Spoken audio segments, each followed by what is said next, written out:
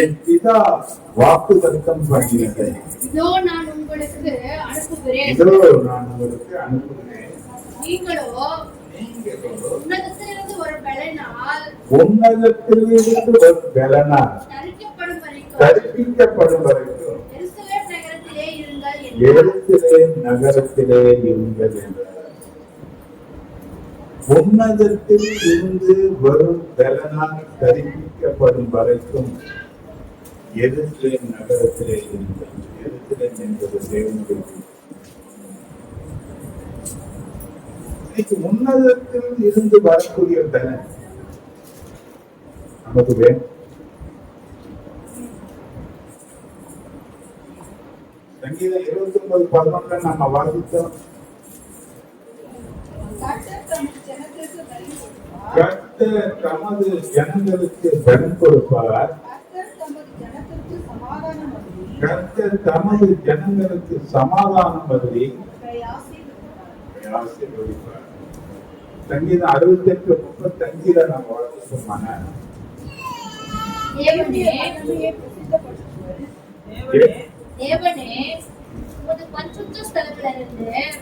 பரிசுத்த ஸ்தலங்களிலிருந்து பயங்கரமாய் விளங்குகிறேன்.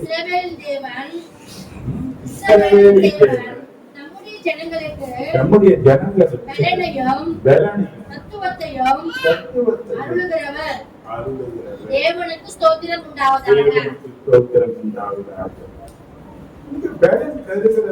சத்துவத்தை அருளுகிறவர் என்று சொல்லப்பட்டது. ஏன் இந்த பலன் வேண்டும்? ஏன் சத்துவத்தினாலே நாம் நிரப்பப்பட வேண்டும்? 40:29 நாம் பார்க்கிறோம். சோர்ந்து போகிறவனுக்கு அவர் பலன் கொடுத்து சத்துவம் இல்லாதவனுக்கு ஒரு சத்துவத்தை என்ன பண்ற? வாழ்க்கையில நாம் சந்தோஷமா இருந்த நாட்களை விட சோர்ந்து போன நாட்கள் தான். சோர்வு ஒரு மனுஷனுடைய வாழ்க்கையில பலவீனத்தை கொண்டு வந்துடும். பலவீனம் செயல்பட முடியாத நிலைமை.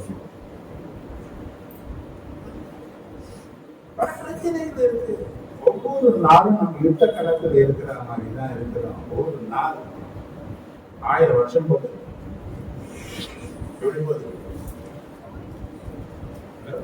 சில பேர் சொல்றாங்க இந்த மாசம் சீக்கிரமா போயிடுச்சு, இந்த வருஷம் சீக்கிரமா போயிடுச்சு. சில பேர் சொல்றாங்க ஒரு நாள் போச்சு, ஒரு வருஷம் ஆயிடுச்சு. அவங்க சந்திக்கிற பிரச்சனைகள், அவங்க சந்திக்கிற நெருக்கங்கள், அவங்க வாழ்க்கையில காணக்கூடிய போராட்டங்கள் அவங்க என்ன பண்றதுன்னா தடுமாற வேதம் சொல்லுது. எபிரேயர் புத்தகம் 12:1 நீங்க வாசிச்சீங்க.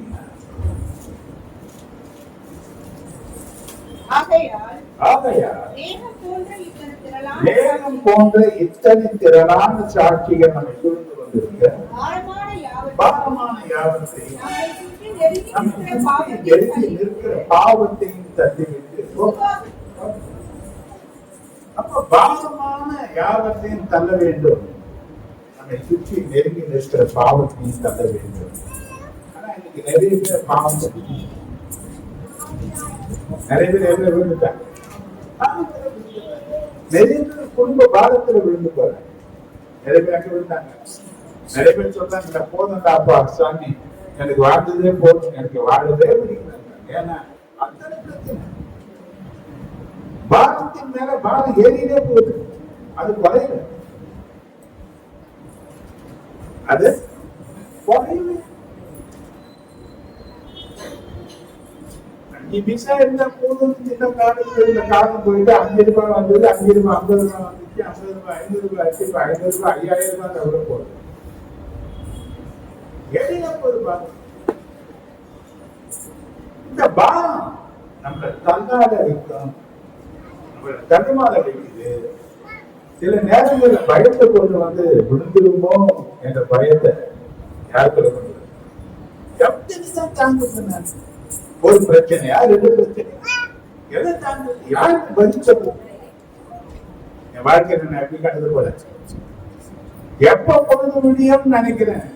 பொழுது விடிஞ்சா எப்ப பொழுது போகும் நினைக்கிறேன். எனக்கு எப்படி இருக்கு? அத்தனை பாடங்கள் இருக்கு, அத்தனை பிரச்சனைகள் இருக்கு. ஒரு நாளை தள்ளி போட்டு எனக்கு கஷ்டமா இருக்கு. ஆனா பாவத்தை நீ தள்ள வேண்டுமானார், உன்னை விட தள்ளக்கூடிய பாவங்களை தள்ள வேண்டுமானார் தேவபலன் அவசியமாய். இந்த உலகத்தை குறித்து சொல்லும்போது ஆண்டவர் சொன்னாரு, 1 யோவான் 5:19,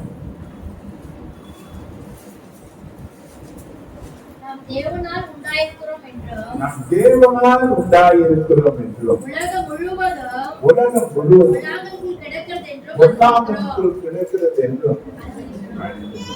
உலகம் எங்க இருக்குதுங்க? அதோ இந்த உலகத்துல வாழும் அந்த உலகத்தின் தாரக மனிதர்களே பணம் பணம் பணம். உலகம் என்றாருங்க நீங்க எழுதுதான் ஓடிங்க. இஸ்ரவேல் ஜனங்கள் எப்படி எகிப்தில அடிமைகளாக மாற்றி 430 வருஷம் வேற எதையும் சிந்திக்க நேரம் இல்லாம அவங்க உழைப்புல ஓடினே இருந்தாங்க. இன்னைக்கு நிறைய பேர் என்ன பண்றாங்க? உழைக்கிறாங்க, சோம்பேறி ஆனா இல்ல, ஆனா அவங்களுக்கு இன்னும் பிரச்சனை பேசல. இன்னைக்கும் பயங்கள் போல, இன்னைக்கு வந்து நெருக்கம் இல்ல. எப்படி இந்த நாளை தங்குதுன்னு தெரியும். எபேசியர் 6:10 சொன்னார், கடைசியாக என் சகோதரரே கர்த்தரிலும் அவர் சத்துவத்தின் வல்லமையிலும். ஏன் கனப்படணும்? நம்ம சொல்ல கேட்டா கேள்வி கேட்கிற போடுற மாதிரி என்ன பண்ண எதை கனப்படு? ஏன் கனப்படணும்? 11-12 வசனம் சொல்லுது, நீங்கள் பிசாசின் தந்திரங்களோடு எதிர்த்து நிற்க எதுக்கு பெண் மூலம் வர மாறணும்? பிசாசு நேரடியா மூட மாட்டாங்க, தந்திரமா நுழையும்.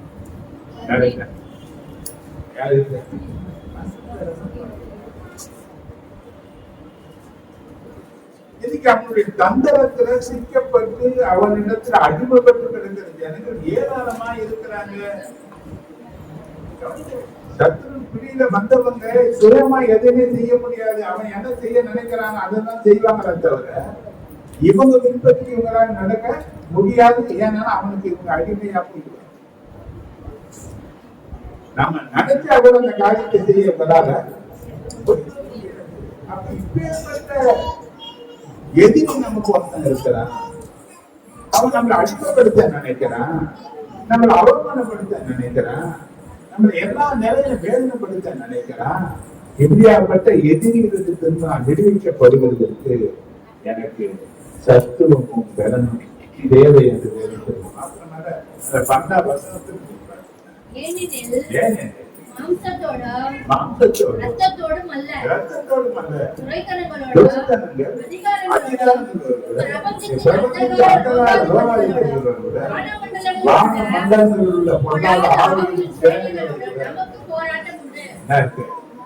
அதெல்லாம் ஒரு பக்கம் போராட்டம் போராட்டமே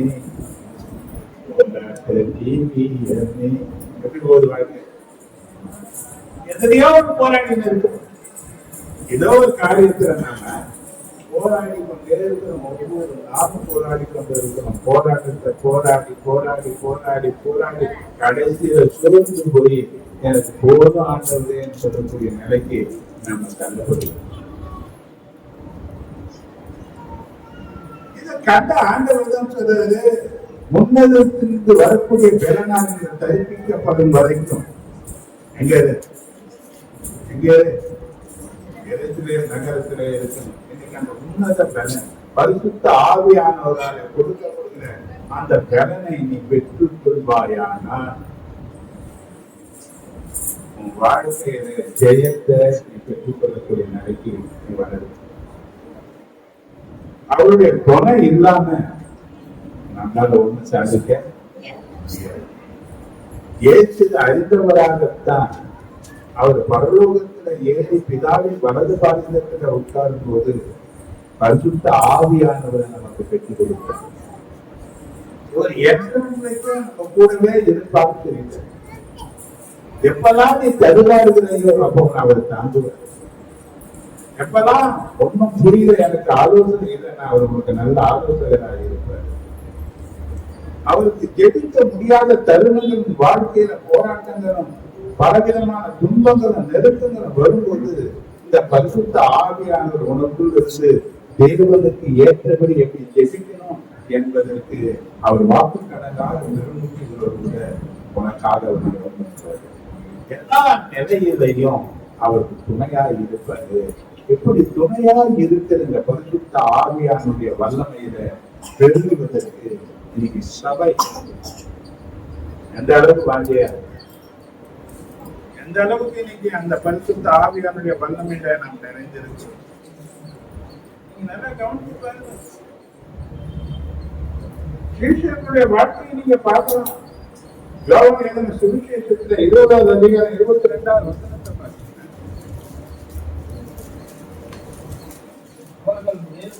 அவர்கள் மேல் ஊதி பரிசுத்த ஆவியை பெற்றுக் கொள்ளுங்கள், அவர்கள் மேல் ஊதி பரிசுத்த ஆவியை பெற்றுக் கொள்ளுங்கள் என்று சொன்னார்.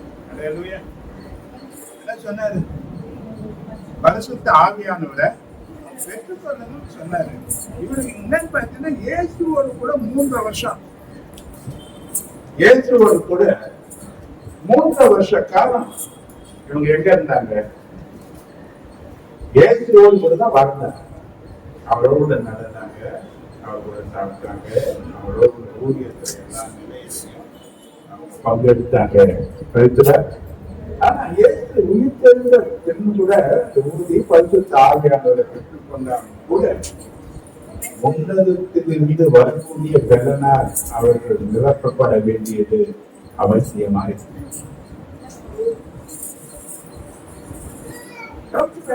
தேவனுடைய சுவிசேஷத்தை அறிவிக்கிறதற்கு, தேவனுடைய வார்த்தையின் உண்மையை அவர்கள் புரிந்து கொள்வதற்கு இந்த அபிஷேகம், இந்த பலன் அவசியமாக இருக்கிறது. அவசியமாக இருக்கிறது. இந்த பலன் நிச்சயமா அவங்களுக்கு தேவைப்பட்டது. இன்னைக்கு இந்த கடைசி காலத்துல வாழக்கூடிய நமக்கும் எத்தனையோ போராட்டங்கள் இருக்கு. எத்தனையோ போல வேதத்தை படிச்சாலும் இன்னைக்கு வேதம் நமக்கு புரியுது கிடையாது. வேத வெளிச்சம் இன்னும் நம்ம கண்களுக்கு மறையில. நேரத்துக்குள்ள ஒரு ஊழியக்காரத்தை சந்தித்து அவர் ஜெபம் வந்தாங்க. அந்த ஆண்டவருக்காக எழுதி பிரகாசிக்கிற ஊழியக்காரர் தான் நேரத்துக்கு ஜெபம் பண்ணுகிற ஒரு நிமிஷம் சொன்னது. கொஞ்ச நாள் ஒன்னும் புரியல பார்த்து, வேதத்தை எழுத்தா கூட அது எனக்கு மறைவா இருக்கு, அப்படியே படிக்க முடியல என்னால. சில போராட்டங்கள் மைண்ட் டிஸ்டர்பன்ஸ் ஆகுது எனக்கு.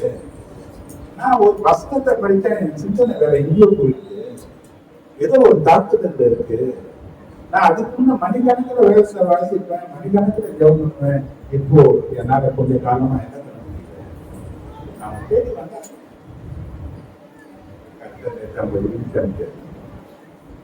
நான் என்ன சொல்றேன், பரிசுத்த ஆவியினுடைய துணை இல்லாம யாராலும் என்ன பண்ண முடியாது. இப்போ அவர் இல்லாம இந்த வேதத்தை புரிந்து கொள்ளவா முடியாது. அவர் நமக்கு நினைப்பு விட்டாம தேவ வசனத்தை நினைவு கூர்ந்து ஜெபிக்கவும் நம்மளால முடியாது. அப்ப எல்லா நிலையிலும் இன்னைக்கு நமக்கு தேவை இந்த பலன். நம்ம தனிப்பட்ட வாழ்க்கையில இல்லாவிட்டால் செத்து போன மனுஷர்களை உயிர்ப்பிக்க முடியாது. நம்ம வேதத்துல பார்க்கிறோம். யோவான் 11:43 பாத்தீங்கன்னா, இவைகளை சொன்ன பின்பு லாசருவே வெளியே வா என்று உரத்த சத்தமாய் கூப்பிட்டார். இந்த கதை நமக்கு தெரியும். இந்த ஓமை நமக்கு பலமுறை நம்ம கேள்விப்பட்டிருக்கிறோம், படித்திருக்கிறோம். இயேசுவுக்கு ரொம்ப அன்பா இருந்த ஒரு குடும்பம். இயேசுவை அதிகமாக தன் வீட்டுக்குள் ஏற்றுக்கொண்ட ஒரு குடும்பம். இயேசுவின் பாதத்தில் அமர்ந்து ஒரு குடும்பம். ஒரு சூழ்நிலை வருது. அந்த குடும்பத்தில் இருந்த ஒரு சகோதரர் பெயர் லாசரு. அவன் வியாதிப்படுகிறான். வியாதி கொள்கையில அவன் மறிக்கக்கூடிய தண்டை அவனுக்கு வந்து, இப்போ இயேசு இடத்துல ஆனந்த இந்த இடத்துல வருவீரானா சகோதரன் பிழைத்துக் கொள்வான் என்ற அந்த விசுவாசத்தின் அடிப்படையில நான் அவங்களை அனுப்புறேன். அல்லேலூயா. ரைட்டுல இயேசு வரும்போது அவன் மரித்து 4 நாட்கள் இப்ப வா போறான் கூட பிறந்த சகோதரி 4 நாள் ஆகி நாளும் இந்த சரீரம் நாட்டுக்குள்ளாக வந்துவிடும் என்று சொன்ன போதிலும் கூட அந்த சரீரம் துணிகளினால கட்டப்பட்டு அது கிடத்தப்பட்டு இருக்கிறது என்பதை அறிந்த போதிலும் கூட ஆனா இயேசு சொன்ன ஒரு வார்த்தை அவனுக்கு ஜீவன் வந்தது. பெரிய அவன் ஜீவன் வருகிறான். பெரிய ஒரு வார்த்தை லாசருவே ஏன்னா பரிசுத்த ஆவியானவராலே முழுவதுமாக இயேசு நிரப்பப்பட்டிருந்தார். பிறந்தது பரிசுத்த ஆவியில, வளர்ந்தது பரிசுத்த ஆவியில, ஊழியத்தை ஆரம்பிச்சது பரிசுத்த ஆவியானவரால. அதுல எல்லா நிலையிலையும் என்ன பண்ணாருன்னா பரிசுத்த ஆவியானவரால நிரம்பினவர்களா இருந்தாரு. இன்னைக்கு நம்ம வாழக்கூடிய இந்த காலகட்டத்துல நம்முடைய உறவுகளில, நம்மளோட பழகினங்களில, நமக்கு அக்கம் பக்கத்துல இருக்கிற ஜனங்களில இன்னைக்கு வந்து எத்தனையோ பேரு இந்த பாவத்தினால என்ன பண்ணி இருக்கிறாங்க, மறித்து தேவனுக்கும் அவர்களுக்கும் எந்த விதமான தொடர்பு இல்லாம உலகத்தினால பிடிபட்டு என்ன பண்றாங்க, உலகமே கையில் வாழ்ந்து கொண்டிருக்கிற ஏராளமான ஜனங்கள் இருக்கிறாங்க. நம்ம இடம் வச்சு நடக்குத இந்த உலகத்திலேயே வாழ்ந்த காலத்தை முடிக்கலாம் நினைக்கிறாங்க. உலகம் நமக்கு ஒரு முடிவல்ல. இன்னைக்கு ஒரு கேள்வி, நீ மறித்தால் எங்க போவ? எங்க போவோம்? மரணத்துக்கு பிறகு ஒரு வாழ்க்கை இருக்கு வேதம் சொல்லுது, எல்லா வேதங்களும் சொல்லுது. எங்க போக போறோம்? இன்னைக்கு நிறைய பேர் ஒரு மனிதன் உலகம் முழுவதையும் ஆதாயப்படுத்திக் கொண்டாலும் தன் ஜீவனை நஷ்டப்படுத்தி அவன் கெடுத்துக் கொண்டான். அதனால அவனுக்கு லாபம் என்னன்னு கேட்க ஓடினே இருக்கிறாங்க. ஆனா தேவனுக்காக தன் மனதை திருப்பக்கூடிய நிலைகளில இன்னைக்கு ஜனங்களுக்கு அவகாசமே கிடையாது. எதுக்கு நேரம் இல்லை. ஒரு மிஷின் மாதிரி எதை தவற விட்டாலும் அந்த வேலையை தவற விட மாட்டாங்க. எதுக்கு ஓடுவாங்க? முடியலன்னா கூட ஓடுவாங்க. ஆனா சம்பாதிக்க பலன் தந்த தேவனை நீ மறவாதே என்று சொன்ன தேவனுடைய வார்த்தை ஞாபகத்தில் வருவதே கிடையாது. இன்னைக்கு தேவனுக்கும் இவர்களுக்கும் எந்த விதமான சம்பந்தம் இல்லாமல் இன்னைக்கு உலகத்தோடு உலகமாய் வாழ்ந்து இன்னைக்கு தேவனுக்கும் இவர்களுக்கும் எந்த விதமான சம்பந்தம் இல்லாமல் இருக்கிற இந்த மனிதர்கள் அந்த நிலையிலிருந்து வெளியே வர வேண்டுமானால் உன்னதத்திலிருந்து வரக்கூடிய பலன் நம் ஒவ்வொருவருக்கும் இயேசுக்குள் அந்த பலன் இருந்ததுனால மறித்து அடக்கம் பண்ணப்பட்டு 4 நாளா இருந்தாலும் அந்த லாசர் தெரிய வந்தது. இன்னைக்கு மறித்த நிலையில சொல்றது போல எபேசியர் 2வது அதிகாரம் முதல் வசனத்தை நீங்க பார்த்தீங்கன்னா அக்கிரமங்களினால் பாவங்களினால் மரித்தவர்களாயிருந்த பாவம் இவங்க எப்படி வெளியே வருவாங்க? மரித்த நிலையில் வெளியே வா என்று சொல்லுகிறதற்கு எந்த அளவுக்கு நீ பரிசுத்த ஆவியானுடைய உன்னத பலத்தினாலே நீ நிரப்பப்பட்டு இருக்கிறாய் என்பது பொறுத்துதான் அங்க ஒரு நீடிப்பிக்கிற வல்லமை செயல்படும். இன்னைக்கு மனித நிலையில உயிரோடு இருந்து நீ செத்தவராக இருக்கிறாய் என்று சொல்லி வேணும் சொல்லு. உயிரோடு இருக்கணும் தெரியுங்க என்ன பண்றாங்க? செத்தவனா இருக்கக்கூடிய ஒரு நிலை இருக்கு. இன்னைக்கு உன்னதத்தின் பலனால நாம் நிரப்பப்படாததுனால இன்னைக்கு செத்து கிடக்கிற மனிதனுடைய விசுவாசத்தை உயிர்ப்பிக்க நம்மளால முடியல. அந்த பிரச்சனையை தீர்க்க நம்மளால முடியல. ஏதோ பரிதாபத்துக்கு கதை கேட்டு போற மாதிரி இருக்குமே தவிர நம்மளால எந்த உதவியும் அவங்களுக்கு செய்ய முடியாம போறதுக்கு காரணம் தேவனுக்கு அந்த உன்னதத்தின் பலனை நாம சரியா பெற்றுக்கொள்ளாததுனால தான். ஆனா இன்னைக்கு நாம சொல்றோம், நான் பரிசுத்த ஆவியானவரை பெற்றுக்கொள்கிறோம் என்று தமக்கு அனுப்பிக்கிறேன். நாம நடத்துவதாகத்தான் சுற்றி தெரிந்து கொண்டிருக்கிறோம். என்ன பண்றோம்? நான் போறேன், சபைக்கு போறேன், நான் பரிசுத்த ஆவியானவரை பெற்றுக்கொண்டேன் என்று சொல்லி உன்னதத்தை பலத்தை பெற்றுக்கொண்டேன். என்ன பண்ணணும்? செயல்படணுமா இல்லையா? நீங்க நல்லா கவனிச்சு பாருங்க. ஒரு பேஷண்டா போய் ஹாஸ்பிட்டல்ல அட்மிட் ஆகி அவனை அட்மிட் பண்ணிட்டாங்க. படுக்கைதான் இருக்கும், கொஞ்சம் நல்லா ஆயிட்டான்னு செய்யுங்க. 2 நாள் அவனுக்கு ட்ரீட்மெண்ட் பண்ணி குளுக்கோஸ் ஏற்றி ஊசி போட்டு எல்லாமே கொஞ்சம் பலன் வந்துருச்சுங்க. அந்த படுக்கையில படுக்க அடிக்கடி குடிக்கும். ஏன் பலன் இருக்கிறவன் என்ன பண்ண மாட்டான்? பலவீனமானவன் தான் படுக்கையில இருப்பான். இப்ப நாம வெளியே இருக்கிறோம், படுக்கையில இருக்கோம். செத்தவங்களை போல இருக்கிறோமா? செத்தவங்களை உயிர்ப்பிக்கக்கூடிய அளவுல ஏதாவது செயல்படக்கூடியவங்களா இருக்கிறோமா? பரிசுத்த ஆவியானவர்களுக்கு தண்டனை இருக்கு. மற்றவங்களுக்கு நீ பிரயோஜனம் பண்ணணும். ஏன்னா உன்னதான் கஷ்டத்தை தேர்ந்து வந்த, உன்னதான் முன்குடித்த, உலக தோற்றத்துக்கு முன்ன உன்னதான் தெரிந்து வந்த, தாயின் கர்ப்பத்துல உன்னை தாங்கினார், ஏந்தினார், சுமந்தாரு, இதுவரையும் தப்பு வைத்து இருக்கிறாரு, இனியும் தப்பு வைப்பேன் என்று வாக்கு கொடுத்து இருக்கிறாரு. இத்தனை வாக்குத்தத்தங்களை பெற்றுக்கொண்டு நீ பரிசுத்த ஆவியானுடைய உன்னத பலத்தை பெற்றிருப்பாயானால் எத்தனை பேரை நீ தாங்கிக் கொண்டிருக்கிற, எத்தனை பேருக்கு நீ ஆசீர்வாதமா இருக்கிற, எத்தனை ஜனங்களுக்கு விடுவிக்கக்கூடிய ஒரு ரட்சகனாக நீ காணப்படுகிறாய் என்று பார்த்தீங்கன்னா பரிசுத்த ஆவியானவரை பெற்றுக்கொண்டு சொல்லுகிற நாம நடைபெறுவதாகத்தான் சிந்தித்திருக்கிறோமே தவிர ஒரு காரியம் ஒரு மாற்றமும் நம்ம முதல்ல நடக்கிறதுக்கு நம்ம பயன்படணும். நம்ம என்ன பண்ணணும்? இன்னைக்கு சபை பார்த்தீங்கன்னா உயிரிழந்ததாக ஒரு அபிஷேகம் இல்லை, ஒரு அணு இல்லை, ஆவியை ஜெபிக்கிற ஜனங்களை பார்க்க முடியல. பல வருஷமா சொல்லி இப்ப நான் வந்து பார்த்தேன்னா வரும்போது சில ஒரு சந்தோஷம், ஒரு 2-3 பேராவது முட்டிகால் போட்டு ஜெபிக்கிறேன், எனக்கு சந்தோஷம். அண்ணால போல இருதயத்தை தண்ணீரை போல தேவ பாதத்துல ஊற்றுகிறவர்கள் அற்புதங்களை சுதந்திரிப்பார்கள். அவர்கள் சாப்பிடுவதை பெற்றெடுக்கக்கூடிய உயிர்ப்பிக்கக்கூடிய ஒரு ஜீவனாக மாறுவார்கள். சபை உயிர்ப்பிக்கப்படணும்னா முழங்கால் இன்னைக்கு ஸ்திரமா நிற்கக்கூடிய ஜனங்கள் தேவை. முழங்கால் தாழ்மையின் அடையாளம். தேவ சமூகத்துல தேவனுடைய வீடு, தேவன் இந்த இடத்துல இருக்கிற இடம். இங்க வந்து நம்ம தாழ்மையை காண்பித்து சபையை உயிர்ப்பிக்கும்படியாக கேட்டுனா தேவ பலத்தினை நீ நிரம்பி இருக்க வேண்டும்.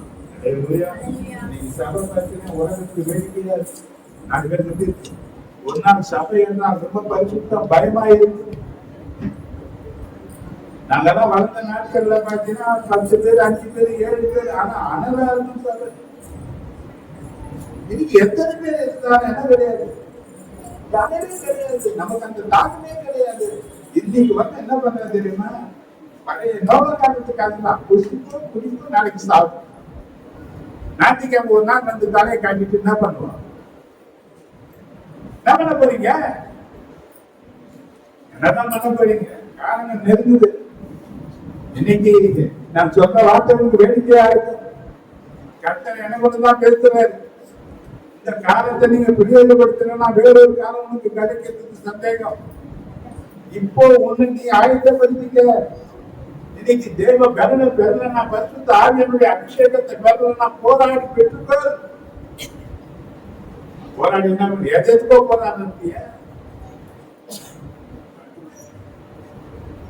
நான் பரம்பரை சொல்லி இருக்கிறேன். நான் ஞானத்தான எடுத்த புதுசுல நான் வளர்ந்துட்டெல்லாம் பார்த்தீங்கன்னா ரோம கத்தரிக்க குடும்பத்தை சார்ந்தன்னு சொல்லியிருக்கிறேன். அங்க இருக்கிற ஜபத்திற்கும் இங்க பண்ற ஜபத்துக்கு நிறைய வித்தியாசம். அப்பதான் தெரியாது பாபா நிலையான ஒரு வாழ்க்கையில வாழ்ந்தவன். இப்ப ஆண்டவரை ஏற்றுக்கொண்ட பிறகு எனக்கு ஒரு வசனத்தை நான் படிக்கும் போது ஒரு வசனம் எனக்கு இயேசுவானவர் ஞானத்தான பெற்று கரையேறின உடனே பரிசுத்த ஆவியானவர் விருப்பம் கொண்டு அவர் மேல வந்து இறங்கினார். இந்த வசனம் தான் எனக்கு ஞானத்தான எடுத்த உடனே பரிசுத்த ஆவியானவர் மேல வந்து இறங்கணும். இந்த வார்த்தையில 5 நாள் உபவாசம் இருந்து அப்ப உபவாசம் நல்ல தெரியாது. அன்னைக்கு இருந்த உபவாசம்னா வேற. அன்னைக்கு இருந்த உபவாசம் பார்த்தீங்கன்னா காலையில ஒரு டீ குடிப்பாங்க, சாயங்காலம் ஒரு டீ குடிப்பாங்க, நடுவில் தண்ணி தான், வேற எதுவுமே குடிக்க மாட்டாங்க. அதுக்குன்னா என்னைக்காவது நம்ம எங்கேயோனா கேட்கணும். அன்னைக்கெல்லாம் உபவாசம்னா சபையில தான் இருக்கணும், ஊழியக்காரனுடைய முன்னணியில தான் இருக்கணும். அவர் எங்க போனாலும் உட்கார ஒரு பாங்க வச்சுதான் இருப்பார். அப்படி ஜெபம் பண்ணும் போது பாத்தீங்கன்னா ஞானஸ்தானம் எடுத்தாச்சு. ஒரு 7 பேர் ஞானஸ்தானம் எடுத்தோம். 5 பேர் பரிசுத்த ஆவியானவர் அந்த 2 நாள் பரிசுத்த மாதிரி வரும்போது அபிஷேகத்துல நிரம்பி ஓடுறாங்க. நான் அவங்கள பார்த்து இந்தி தொகை மாதிரி. அப்ப அண்ணன் கேட்டேன், எனக்கு இந்த அபிஷேகம் வேணும் தானே, 5 நாள் நான் உபவாசம் இருந்தேன். அப்ப என் பாவத்தை நீங்க பண்ணிக்கிறீங்க, அப்ப என்ன உங்களுடைய பிள்ளையா ஏற்றுக்கொள்ளுங்க. இப்படி சொல்லி சொல்லி சொல்லி சொல்லி சொல்லி கேட்டு கேட்டு கேட்டு 6 மாசம் போச்சு. கடைசியா ஒரு நாள் போறாரு, 3 நாள் உபவாசம். ஆசீர்வதித்து அதோடைய நாங்க எரிச்சுக்குவோம். 2வது நாள் என்ன ஊற்றப்பட்டது, அன்னைக்கு ராத்திரி எல்லாம் பேசிட்டு காலையில குடும்பத்துல பார்த்தோம்னா அவங்க அந்நிய பாஷையில பேசிட்டு ஒரு பெரிய சந்தோஷம். காவியில நிரம்பின ஒரு அனுபவம். இன்னைக்கு வரையில எந்த ராத்திரில எழுந்தாலும் ஆவியில ஜெபிக்கிற அந்த அனல் இன்னும் எனக்குள்ள அதிகமாக தான் வச்சிருக்குது. பல பிரச்சனைகள் வரும்போது, பல பேருக்கு ராத்திரில போன் வரும்போதும் ஆவியில ஜெபிக்கிற அனுபவம் இன்னைக்கு வரையில தேவை கொடுத்திருக்கிறாரு. என்னை பலப்படுத்துகிற திருப்தியினாலே எல்லாவற்றையும் செய்கிறதுக்கு பலன் என் சரீர பலன் அல்ல, தேவனுக்கான பலன் தான். எனவே தேவ ஆவியானவர் பலத்தோடு நமக்குள் இறங்கி வர வேண்டும். நமக்கு எனக்காக ஜபத்துல எது சொன்னாரா இல்லையா? மகன் தன் தகப்பன் எடுத்து அப்பத்தை கேட்டா கல்ல கொடுப்பானா? மீனை கேட்டா பாம்பு கொடுப்பானா? அப்ப பொல்லாதவங்களாகி நீங்க உங்க பிள்ளைகளுக்கு நல்ல ஈவுகளை தர அடுத்திருக்கீங்களே. பரமபிதாவாகிய இவரிடத்துல கேட்கிற தன் பிள்ளைகளுக்கு பரிசுத்த ஆவியானவரை தருவது அதிக நிச்சயம். அந்த வாக்கு சொன்னாரு, கேட்டா தருவன் சொன்னாரு, அவருடைய வார்த்தைக்கு கீழ்ப்படிஞ்சா தருவன் சொன்னாரு. இன்னைக்கு கேட்டு தேவனுடைய வார்த்தைக்கு கீழ்ப்படிந்து இந்த பரிசுத்த ஆவியானவருடைய வல்லமையில தரிக்கப்பட வேண்டியது எத்தனை அவசியமான காரியம் என்பதை என்னைக்கும் சபை புரிந்து கொள்ளனா, என்னைக்குதான் புரிந்து கொள்ளணும். ஆரம்பத்தில் அந்நிய பாஷைகளை பேசுறவங்க நீங்க அப்படியே அடங்கி போயிட்டாங்க. வரங்கன்னா இப்ப அப்படியே அணைஞ்சு போன மாதிரி ஆயிடுச்சு. அதுக்கு முன்ன அனலா இருப்பாங்க, மற்றவங்க படங்கள் போடுவாங்க, ஜெபம் பண்ணுவாங்க, துதிப்பாங்க, அடுத்தவங்களுக்காக பண்ணுவாங்க, ஆராதனைகள் பங்கெடுப்பாங்க, ஆராதிக்க செய்வாங்க. எனக்கு ஆராதனையும் பங்கு கிடையாது, ஆராதிக்கிறது யாரும் கிடையாது. என்ன நடக்குது? இந்த பலன் இருந்தா எப்படி ஒரு வியாதியத்தை கூட படுக்கையில இருக்க மாட்டானா? இந்த அபிஷேகத்தின் வல்லமையை பெற்றிருந்தா உன்னால செயல்படாம இருக்கவே முடியாது. எந்த பலவீனத்தை நீ காரணத்தை காட்ட மாட்ட, எந்த பிரச்சனையும் நீ காரணத்தை காட்ட மாட்ட, அந்த அத்தனையும் மேற்கொள்வ. ஆண்டவராக இயேசு சொன்னார், மாம்சம் பலவீனமானது, ஆவி உற்சாகமானது. ஆவியை நிறைந்திருக்கிற அனுபவம் உனக்கு உற்சாகத்தை தரும். உற்சாகம் உனக்கு வேண்டிய பலன் உன் வாழ்க்கையில் இருக்கிறது. சந்தோஷம் கிடையாது, பலன் கிடையாது. இன்னைக்கு எப்படி சோர்ந்து போன நிலைகளில் இருக்கிற நமக்கு தேவன் இந்த மாசத்திற்கு உன்னதத்திலிருந்து வரக்கூடிய பலனான நீ என்ன பண்ண? தரிப்பிக்கப்படுகிறதுக்காக கேளு. நீங்க கருத்து பாருங்க, நம்ம குடும்பத்துல பரிசுத்த ஆவியானவர் அசைவாட வேண்டும். ஆவியின் கனிகள் நாம் உருவாக்கப்படக்கூடிய இடமாக நம்ம குடும்பம் இருக்கு. இன்னைக்கு யார் தேடி உன் குடும்பத்துல வந்தாலும் அவங்களுக்கு உதவி செய்யக்கூடிய ஒரு நிலைகளில நீ காணப்படணும். ஆவிக்குரிய நிலைகளில நீ மற்றவங்களுக்கு ஒத்தாசையான ஒரு மனுஷர்களாக காணப்படணும். பல வருஷங்களாச்சு ஞானத்தான எடுத்து ஆனா இன்னைக்கு வரையலாம் ஒரு முன்னேற்றம். இன்னைக்கு வர விசுவாசம் கிரியைகளை மாட்டிக்கிறாங்க, இன்னைக்கு வர பிரச்சனையா இருக்குறாங்க, இன்னைக்கு வர என்ன கையை தூக்க முடியல, எனக்கு இப்படி இருக்கு அப்படி இருக்குன்னு சொல்லி போராட்ட காலத்துல இருக்கிறாங்க. இயேசுவை உயர்த்த வேண்டியவங்க விசுவாசிகளை உயர்த்தி காண்பித்துக் கொண்டிருக்கிறாங்க. யார் இல்ல, யார் வேணாம். இவரை பெற்றுக் கொள்வதற்கு உங்களுடைய முயற்சிகள் என்ன? எதை அர்ப்பணிச்சு இருக்கிறேன்? எதுக்காக?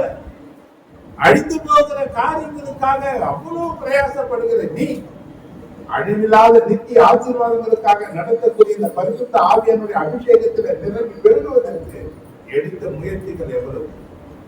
யோசனை பண்ணி பாருங்க. இன்னைக்கு நம்ம பிள்ளைகளை குறித்து பார்த்தீங்கன்னா அப்படியே பதறணும், சுத்தணும். ஏன்னா எங்க பரிசுத்த ஆவியினுடைய நிறைவு காணப்படல. நம்ம குடும்பத்துல பரிசுத்த ஆவியின் நிறைவு அது சூழ்ந்திருக்குமானால் உன் பிள்ளைகளை சுற்றி இருக்கிற அசுத்த ஆவியில் விலகி ஓடி இருக்கும். உன்னதத்தின் பலன் இல்லாவிட்டால் அவர்கள் எல்லாம் நம்ம மேற்கொண்டு என்ன வேணும்? என்ன வேணும்? வசனத்துக்கு நான் காண்பிக்கிறேன். லூக்கா 4வது அதிகாரம் 18-19 பேசுறேன். கர்த்தருடைய ஆவியானவர் என் பேரில் இருக்கிறார். தரித்திரருக்கு சுவிசேஷத்தை பிரசங்கிக்க என்னை அபிஷேகம் பண்ணினார். இருதயம் நொறுங்குண்டவர்களை குணமாக்கவும்,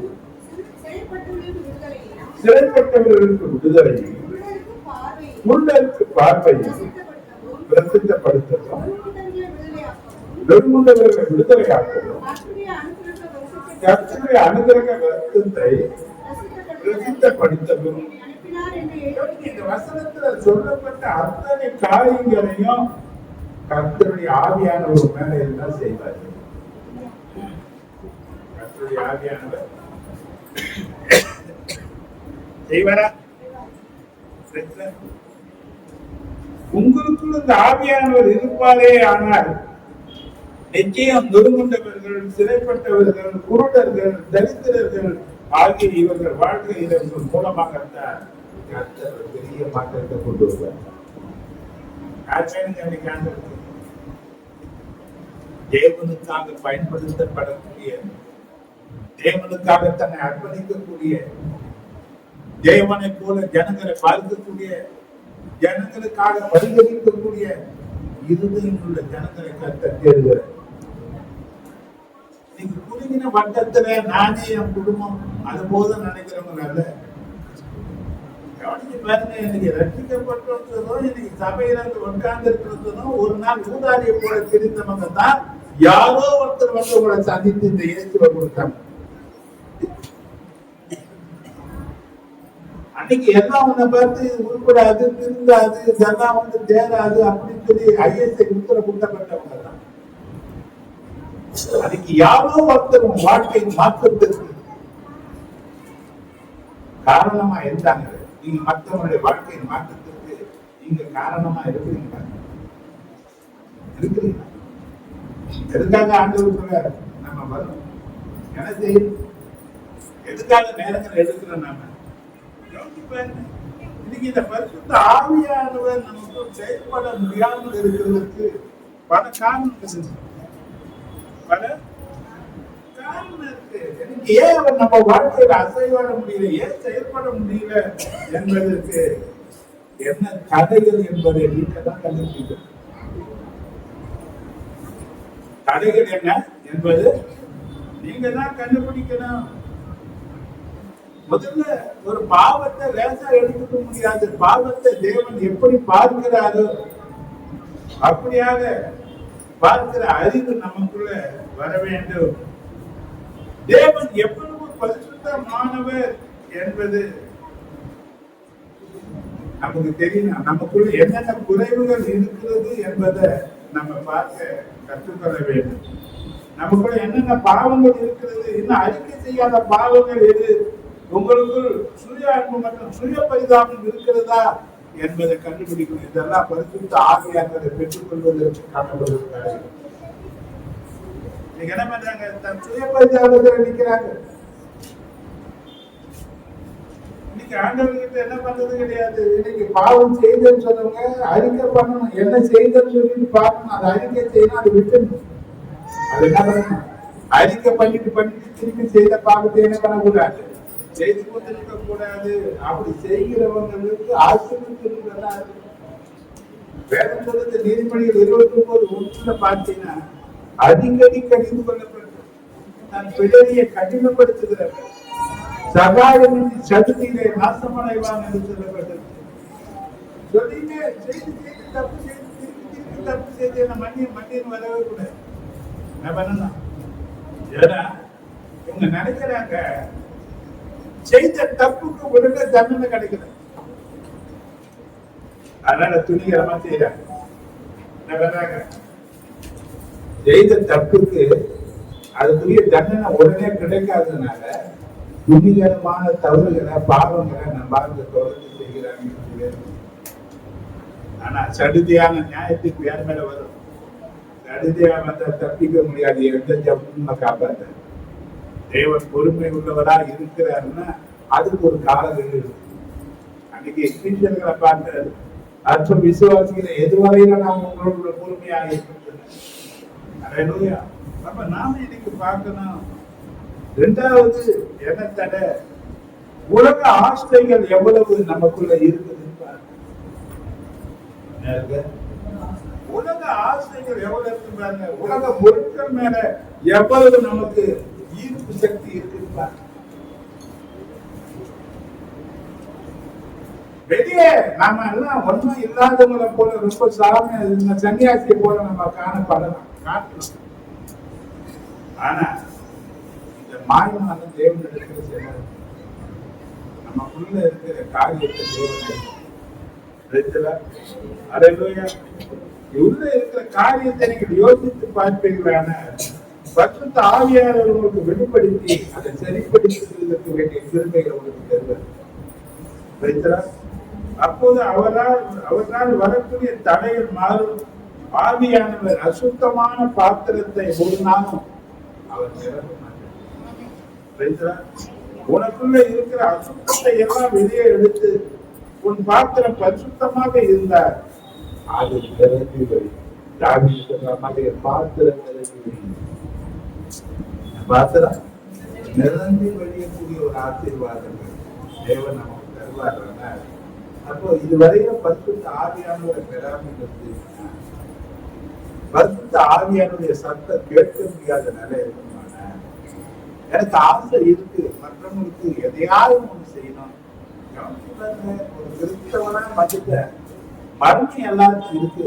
ஆனா எல்லாரும் போல மதிக்க நான் விரும்புகிறேன். உலகத்துல எதையாவது ஒண்ணு சாதிக்கணும் நம்ம சொல்லும் போது ஏன் நான் சாதிக்க போறவங்களா இருக்கக்கூடாது? இன்னைக்கு எல்லாரும் போல தற்கொலை கவலை செத்தா போதும், தற்கொலை நாற்பது தற்கொலை சராசரி மனுஷர்களுக்குள்ள வாழ்வதற்காகவா தேவன் உன்னை தெரிந்து கொண்டாரு? தேவன் அதற்காகவா உன்னை முன்குறித்தாரு? அதற்காகவா உனக்கு பரிசுத்த ஆவியானவரை கொடுத்தாரு? எல்லாரையும் பார்த்து விசேஷித்தவன் என்று தேவன் உன்னை சொல்லி இருக்கும் போது சராசரி மனுஷர்களுக்குள்ள வாழ்வது எத்தனை தவறான காரியம் என்பதை நீங்க எப்ப கொண்டு இதுக்கு நேரங்களை எடுத்து ஒரு ஆராய்ச்சி என்ன தடைகளை அப்புறப்படுத்து. அந்த தேவ மனுஷன் பேசும்போது ஒரு காரியத்தை நம்ம சில காரியத்தை பேசும்போது எனக்கு இந்த பரிசுத்த ஆவியானவர் பெற்றுக் கொள்ளணும் ஆசை இருக்கு. எவ்வளவு பேர் நான் ஜெபம் பண்ணேன். அப்பெல்லாம் எனக்கு இந்த அபிஷேகம் இறங்கல. எனக்கு பெரிய பெரிய தேவ மனுஷங்கள்லாம் ஜெபம் பண்ணாங்க. அப்ப கூட எனக்கு இறங்கல. ஆனா ஒரு வார்த்தை வந்தது, சகோதர சிநேகத்துல நீங்க சரியா இருக்கணும்னு சொன்னாரு. அப்போ எனக்கு மனசுல பட்டது எங்க அக்கா கூட எனக்கு பிரச்சனை இருந்தது. அவங்க கேவலமா எங்களெல்லாம் பேசிட்டு போயிட்டாங்க. அவங்க கூட பழக்கம் இல்லாம இருந்தது. நான் அந்த வார்த்தையை கேட்டு எனக்கு அபிஷேகம் வேணும் என்ற அந்த வைராக்கியத்தினால அவங்க வீட்டுக்குள்ள போவேன். நான் சொன்னேன், அவங்க எனக்கு வாசலை திறந்தா போங்க, எனக்கு கதவு பிடிக்காம நான் போக முடியாதான்னு. ஆனா போனாங்க அந்த குடும்பம் எப்பவுமே வெறுக்கிற குடும்பம் வாசலை தள்ளி வாங்கன்னு அக்கா பிடிச்சாங்க. அங்க ஒப்புரவான பிறகு வந்த பிறகு அந்த பரிசுத்த ஆவியுடைய அபிஷேகம் யார் மேல வந்து ஒரு சிஎஸ்ஐ பேங்க்ல வளர்ந்த ஒரு மனுஷன் விசாசுகளை துரத்துக்கு ஏராளமான மக்களுக்கு தெரிவிக்கிறதுக்கும் அந்த மனுஷனை கருத்தை நீங்க பயன்படுத்த. நீங்க நமக்கு என்ன தலைச்சு இன்னைக்கு கசப்பு இருக்கா, வைராக்கியம் இருக்கா, பெருமை நிறைஞ்சவங்களா இருக்கிறோமா, சுய பரிதாபத்தில் இருக்கிறோமா, தேவன் செயல்பட முடியாதபடிக்கு என் வாழ்க்கையில உலகத்தின் பாவங்களில் இருக்கிறோமா, உலக காரியங்களில் கட்டப்பட்டு இருக்கிறோமா, எதுல நம்ம கட்டப்பட்டு இருக்கிறோம்? மூணாவது காரியம் பார்த்தீங்கன்னா ஒரு காரியத்தை முடிக்கிறேன். லூக்கா 21:34.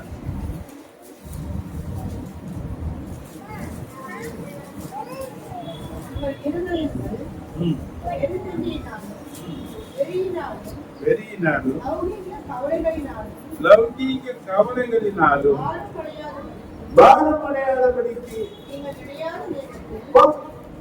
பெருந்திண்டி வயிறு இன்னும் வேணும் வேணும் வேணும் வேணும் வேணும்.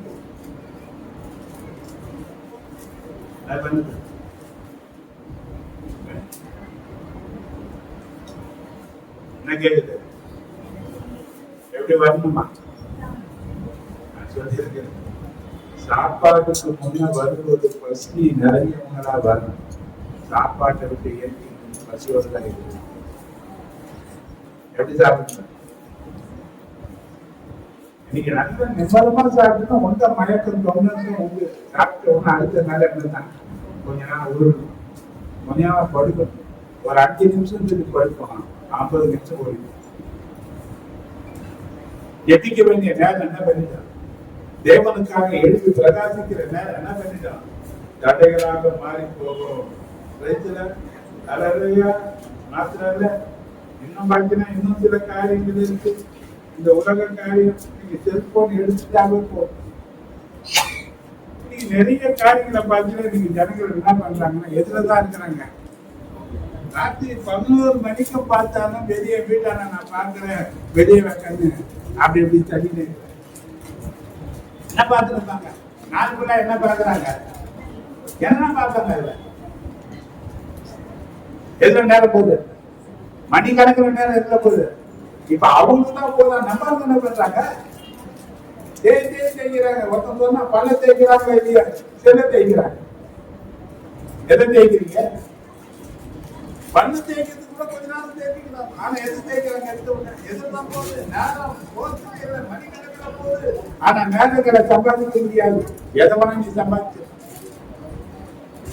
நேரத்தை இறந்து போயிட்டீங்கன்னா என்ன பண்ண முடியாது. அப்ப எல்லாவற்றுக்கும் ஒரு காலங்களை வைத்திருக்கிற தேவன், நீ பரிசுத்த ஆவியானவரை பெற்றுக் கொள்வதற்கு, உன்னதமான கருத்துல கற்பிக்கப்படுவதற்கு தேவன் உன்னைத்தான் தெரிந்து வைத்திருக்கிறார். ஆனா தேவனுக்கு கொடுக்க வேண்டிய நேரங்கள் எல்லாம் வீணடிச்சுட்டு, நேரத்தை எல்லாம் செலவு பண்ணிட்டு, எனக்கு நேரமே இல்லை ஜெபிக்கிறதுக்கு, எனக்கு சபைக்கு வர்றதுக்கு நேரமே கிடையாது, எனக்கு எல்லாம் வேலையே தெரியாதுன்னு சொன்னீங்கன்னா நீ வஞ்சிக்கிற ஆரோக்கியத்தை மாற்றி கொண்டிருக்கிறாய்.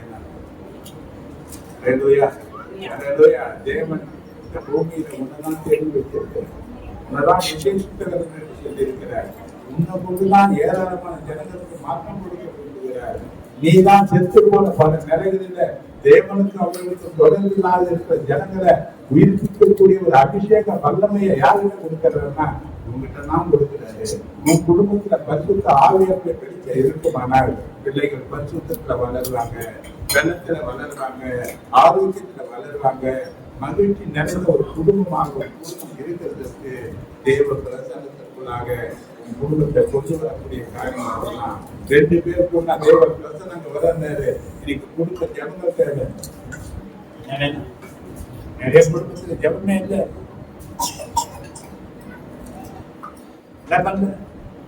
இன்னைக்கு ஏதோ ஜெபிக்கிற கொஞ்ச நேரத்துல உட்காந்து ஏதாவது ஒரு புலம்பிட்டு என்ன பண்றாங்க, எதுக்கு நேரம் பத்தல. நாம புரிந்து கொள்ள முடியாத பல காரியங்கள் இருக்கு, ஜெபிக்கிறதுக்கு தெரியாத அறியாத பல காரியங்கள் நமக்கு இருக்கு.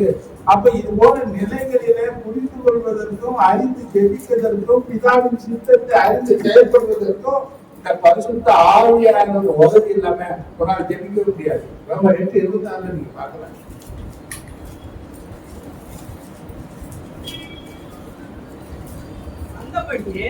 அந்தபடியே ஆவியானவர் நமது பலவீனங்களில் நமக்கு உதவி செய்கிறார். நாம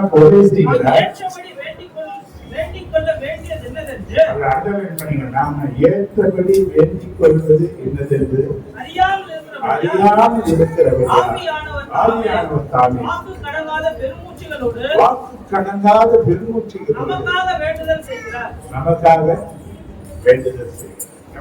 ஒரு முறை புத்தகத்தை படிச்சேன். அதுல வந்து மோகன் சி லாசரத்தினுடைய ஒரு சாட்சி அது. அவருடைய ஊழியத்தின் ஆரம்ப கால கட்டத்துல அவர் பட்ட பாடுகள், அவமானங்கள், நிந்தைகள், போராட்டங்கள், அவருக்கு மேல வந்த குற்றச்சாட்டுகள் எல்லாம் பார்த்தீங்கன்னா அவர் தருமாறம் பண்ணிச்சு, தொண்டு போயிருக்கு. ஏதோ ஒரு சகோதரன் அவரை காயப்படுத்தபடியான பல வார்த்தைகளை பேசிட்டாங்க. அவருக்கு அது தாங்க முடியல. அவருக்கு எப்படி ஜெபிக்கணுன்றதான் அவருக்கு புரியல. அவர் எப்பவுமே அவங்க வீட்டு பகுதியில ஒரு வனாந்திரமான ஒரு இடத்துக்கு போய் தனியா ஜெபம் பண்ற பழக்கம் அவருக்கு. அந்த இடத்துக்கு போகும்போது அவர் ஆண்டவர்கிட்ட கேட்டாரா, இந்த காரியத்துக்கு எப்படி ஜெபிக்கணும்னு எனக்கு தெரியல, இந்த மனுஷனுக்கு நான் என்ன ஜெபிக்கணும்னு எனக்கு தெரியல என்று சொல்லி அதையே திரும்ப திரும்ப பேசி இருக்கும்போது அவர் ஆவியில நிரம்பி ஜெபிக்க ஆவியில நிரம்பி ஜெபிக்க ஜெபிக்க ஜெபிக்க ஜெபிக்க அவர்களுக்கு அடுத்த பாரங்கள் எல்லாம் அவரை வந்து அப்போ எவ்வளவு முடிஞ்ச பிறகு அவர் திரும்பி மீண்டும் தேவனிடத்துல கேட்டார், ஆண்டவரே என்ன நடக்குது, இப்போ எனக்கு பிரியா இருக்குது, என்னதான் ஜெபம் பண்ணணும்னு இருக்கு. அவர் சொன்னார், நீ ஜெபிக்க தெரியுங்கன்னு சொன்னேன், எப்படி இதை கையாளணும்னு தெரியும்னு சொன்னேன். உனக்குள்ள இருந்த பரிசுத்த ஆவியானவர் அது உனக்காக ஜெபித்ததுனால, பிதாவுக்கு ஏற்றபடி அவர் ஜெபித்ததுனால ஜெபம் கேட்கப்பட்டது, உனக்குள்ள இருந்த பாரங்கள் நீக்கப்பட்டது. இன்னைக்கு எந்த அளவுக்கு நம்ம பாரம் நிறைந்த வேலையில, நம்ம துன்பம் சூழ்ந்த வேலையில, நம்ம தடுமாறக்கூடிய நிலையில என்ன செய்யறதுன்னு தெரியல. வேலை மேல பிரச்சனை, குடும்பத்துல பிரச்சனை, உறவுகளில பிரச்சனை, எப்பக்கமா நெருக்கமான அந்த நிலைகளில நாம் எப்படி ஜெபிக்கணுன்றது யார் தான் நம்ம சொல்லி தர முடியும்? அப்ப ஆவியானவருக்கு வளர்க்கிறதுக்கு நீங்க எடுக்கிற பிரயாசம் முதல்ல என்ன தடையினார்? உனக்குள்ள இருந்த அபிஷேகத்தை அனல்மூட்டி கொள்ள வேண்டும். என்ன பண்ணணும்? அனல்மூட்டி கொள்ளணும். நம்ம எப்ப தெரியுமா வந்து அண்ணல இங்க நின்று 4 பாட்டு பண்ணா வருது, இங்க நின்று ஜபம் பண்ணா வருது, இங்க வந்து அண்ணல். ஆனா அங்க போனா என்ன பண்றேன்? இங்க வந்தா வருது, அங்க போனா வரணும். இங்கேயும் வரணும், அங்கேயும் வரணும். எப்பதான் ஸ்தோத்திரம் வருது, எப்பதான் அந்நிய பாஷையில பேசுறாங்க, எங்க பேசுறாங்க? எப்பவுமே நீ ஆயத்தமா கவனி.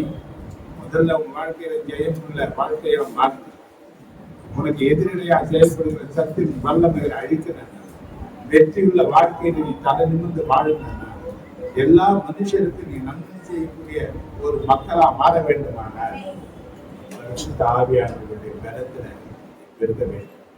அப்ப இந்த பரிசுத்த ஆவியானவரை பெற்றுக்கொள்ள முடியாதபடிக்கு என்ன இருக்கு?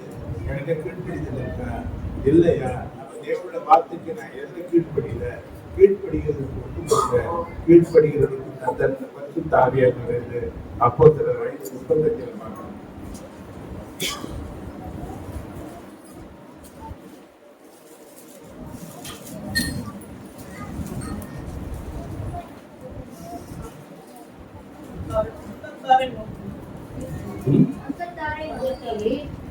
இஸ்ரவேலரே, இந்த மனுஷருக்கு நீங்கள் செய்ய போவதை குறித்து எச்சரிக்கையாய் இருங்கள்.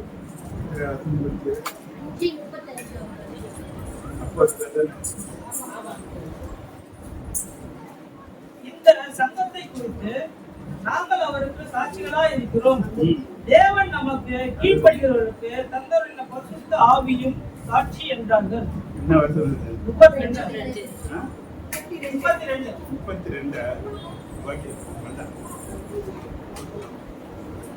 கீழ்ப்படுகிறவர்களுக்கு தேவன் தந்ததுள்ள பரிசுத்த ஆவியானவர்.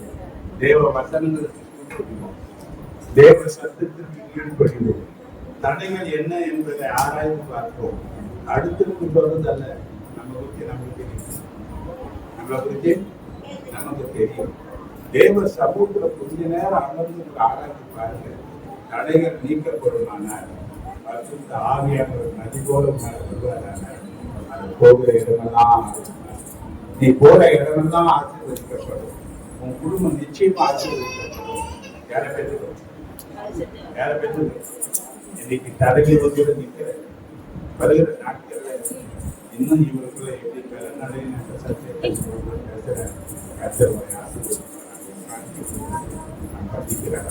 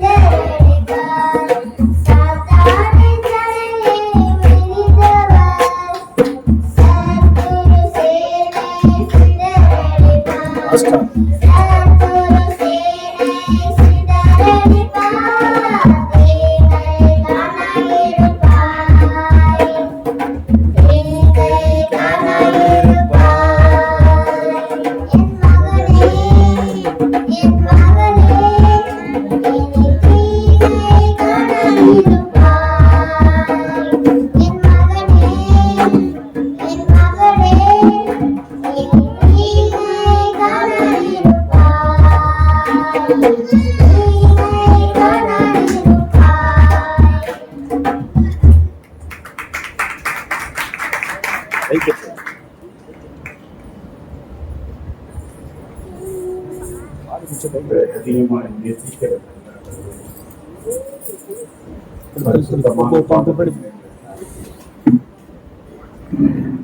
தரிசனமாய் வந்த கட்டாயம் அவனால் தன் மனதில் நிறைவேற்றபடி கொடுத்து கடவுள் வாக்குகள் உற்சாகமாய் தேவனை கொடுத்த சாணத்தினுடைய உற்சாகமாய் கொடுக்கிறவர்களுக்கு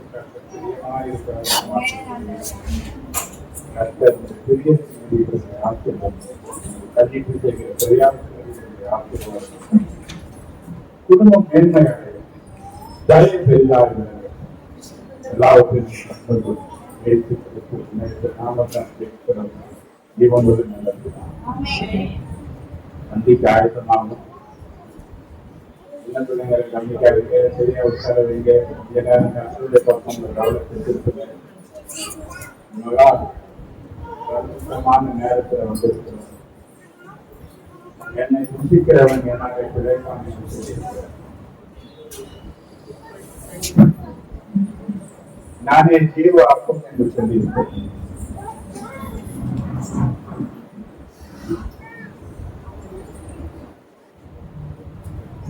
காட்சி கொடுக்கப்பட்ட அந்த ராத்திரியிலே அப்பத்தை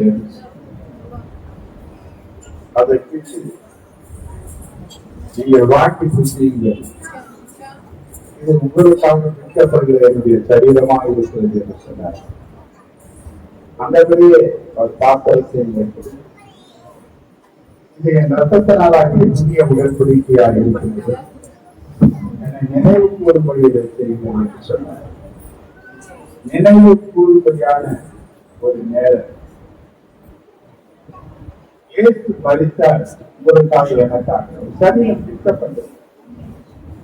39 கசைகள் தலையில சும்முடி சூட்டப்பட்டு முகமெல்லாம் ரத்தம், முகம் அடையாக அடைந்தது என்று சொல்லப்பட்டது. அடையாளம் தெரியாத அது அவருடைய சரீரம் சிதைக்கப்பட்டது. யாருக்காக இந்த பாடுகள்? யாருக்காக தன் சரீரத்தை அப்படி அர்ப்பணித்தார்? உங்களுக்காக, எனக்காக தான். இப்போ அதை நினைவு கூறும்படியாக வந்தது. தேவன் செய்ததை நினைவு கூறும்படியாக வந்தது. அந்த சரீரம் அப்பங்களாக பிச்சப்படுத்திய ஒரு நேரம். பிற்கப்படுவதற்கு நான் காரணமா இருந்தேன். என் பாவங்கள் காரணமா இருக்கார், என்னுடைய மீறுதல்கள் காரணமா இருக்கார், என்னுடைய மீறுபடியானங்கள் காரணமா இருக்கார். இன்னும் அவரை அழிப்பதற்கு நான் காரணம். இன்னும் அவருடைய நாமம் சூஷிக்கப்படுவதற்கு நான் ஏதாவது காரணமா இருக்கிறேன்.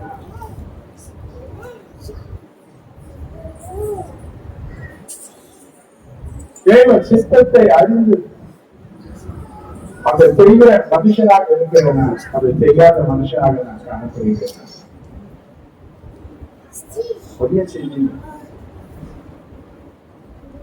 இந்த அப்பம் என்ற சரீரத்தோடு இணைக்கப்படுகிறது. அவர் செஞ்சன ரத்தத்தோடு இணைக்கப்படுகிறது. உயிர்ப்பிக்கக்கூடிய மதம் மறித்தாலும் அவங்க இருந்திருப்பாங்க.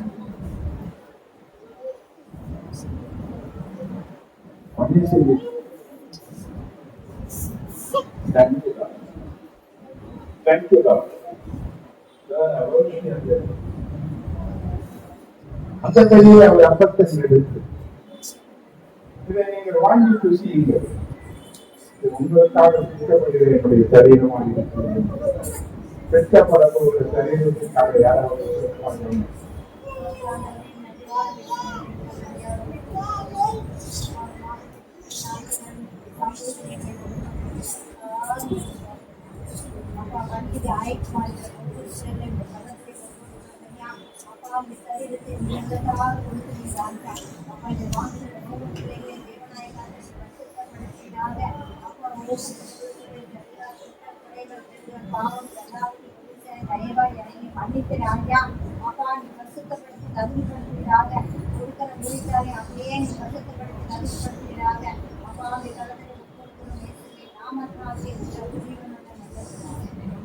நன்றியோடு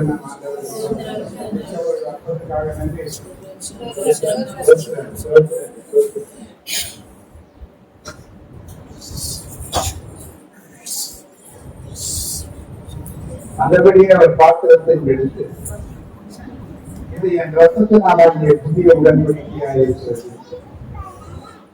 இதை என்னை நினைவுபடி வச்சிருக்கிறேன் சொன்னார்.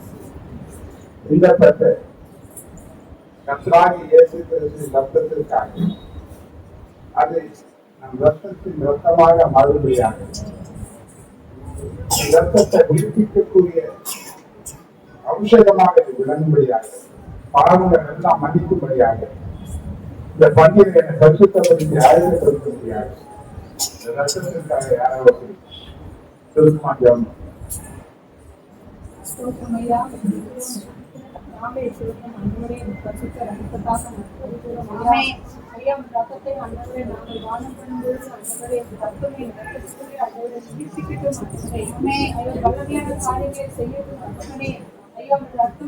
சகல பாவங்களையும் நீக்கி குறைகள் மீறுதல் பாவங்கள் அன்பரே கழுவி அன்பரே அப்பா இவங்க தீர்ப்பித்து அன்பரே அப்பா சோதரிக்கிறோம் ஐயா. இந்த பந்தியை ஆயத்தப்படுத்துவதாய் நாங்கள் காணப்பட ராஜா அப்பா நீங்க எங்களை எதுவுமே செய்யறமாய் சொல்லிக்கிறோம் ஐயா. அப்பா இதை பரிசுத்தப்படுத்துங்க அன்பரே, கொடுக்கிற ஊழியக்காரனை பரிசுத்தப்படுத்தி அன்பரே ஆசீர்வதிக்கிறமாய் நாங்கள் செபிக்கிறோம் அப்பாவே. மரத்திலே நாங்கள் சொல்லிக்கிறோம் இயேசுவின் ஜெபிக்கிறோம் எங்கள் ஜீவனான பிதாவே. ஆமென்.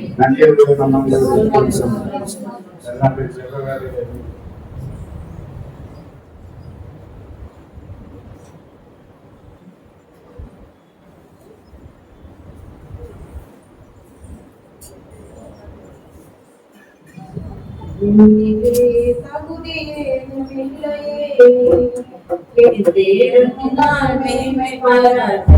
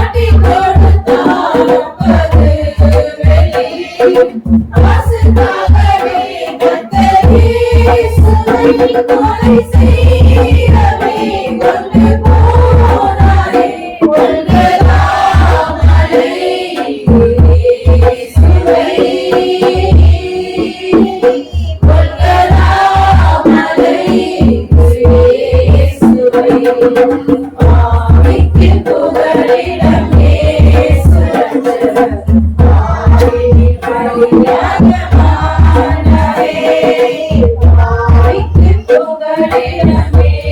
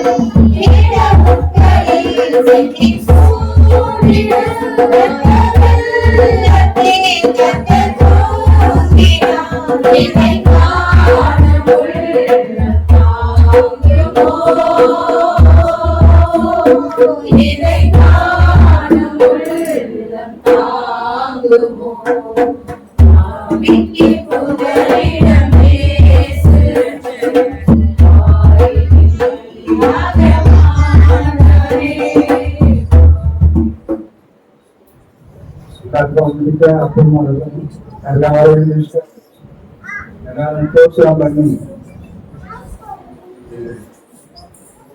பானம் பண்ணுவோம்.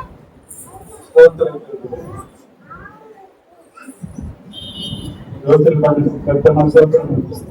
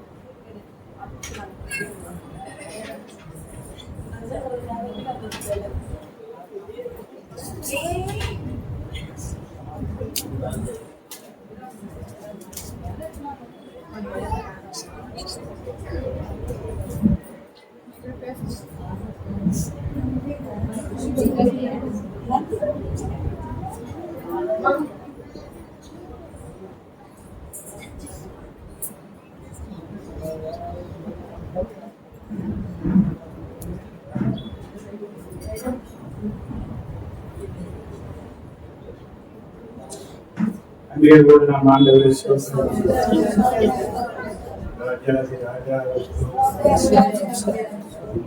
முதல் மாதத்தில் படித்த ஆராதனைக்காக பள்ளிக்காக தேவைகளுக்கு வாக்குத்தத்த செய்திகளுக்காக சாட்சிகளுக்காக கண்டிப்பாக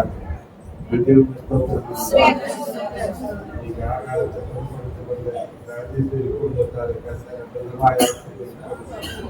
கர்த்தர் நம்ம தேவைகளை எல்லாம் நடத்தணும். கர்த்தர் அவங்களை மேம்படுத்தணும். நன்றியை கர்த்தர் செய்த எல்லா உபகாரங்களுக்காக நன்றியை என் ஆத்மாவை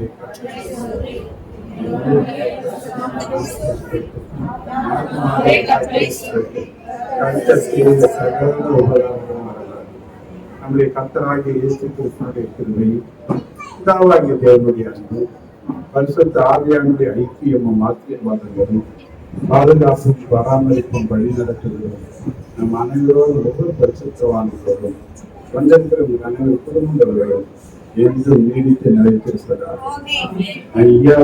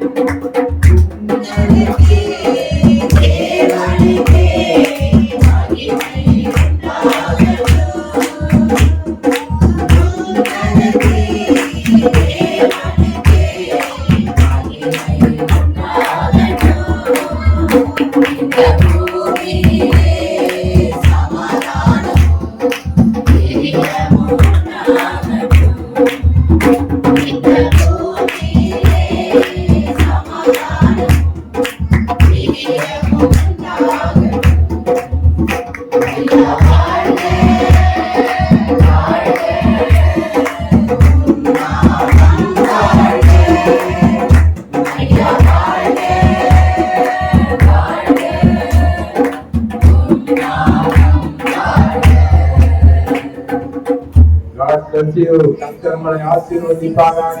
ஒருவரை ஒருவர் வாழ்த்திக் கொள்ளுங்கள்.